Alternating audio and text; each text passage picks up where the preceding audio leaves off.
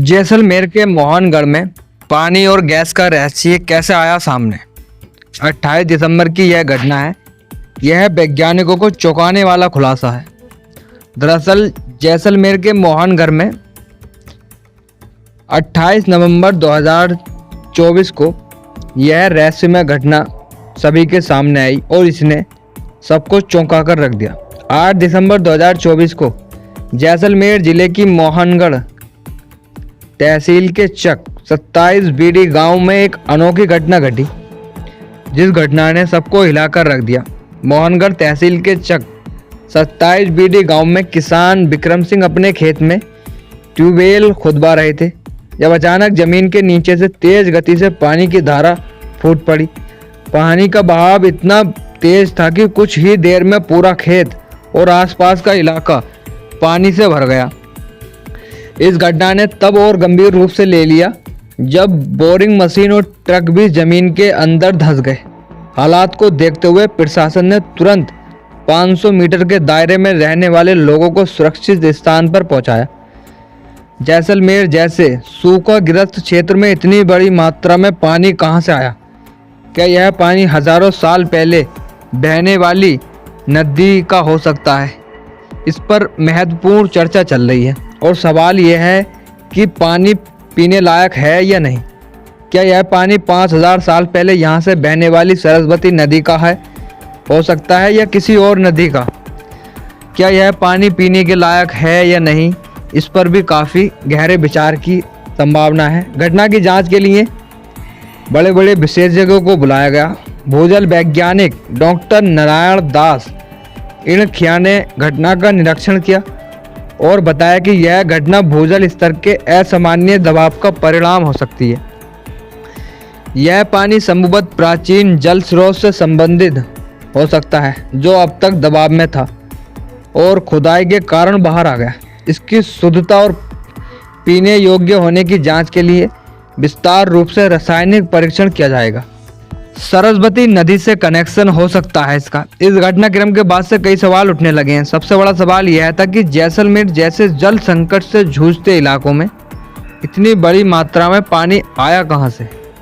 Doctor इणखिया ने बताया कि संभावना जताई गई है कि शायद ये पानी सरस्वती नदी भूवर्गीय अवशेषों से जुड़ा हो सकता है। हालांकि यह पुष्टि केवल एक अंदाजा ही है। घटना ने प्रशासन को सतर्क कर दिया है। इलाके के लोगों को भी अभी इस घटना के प्रभावों का डर है, क्योंकि पानी का जो बहाव है वो नियंत्रित करना और स्रोत की जांच करना प्रशासन के लिए बड़ी चुनौती बन गया है। यह घटना जैसलमेर जैसे रेगिस्तानी इलाके में पानी के अनपेक्षित स्रोत का रहस्य में उजागर करती है और इसके साथ ही इकाई भूवैज्ञानिक और ऐतिहासिक सवाल भी खड़े करती है। इस पर आगे की जांच का इंतजार है।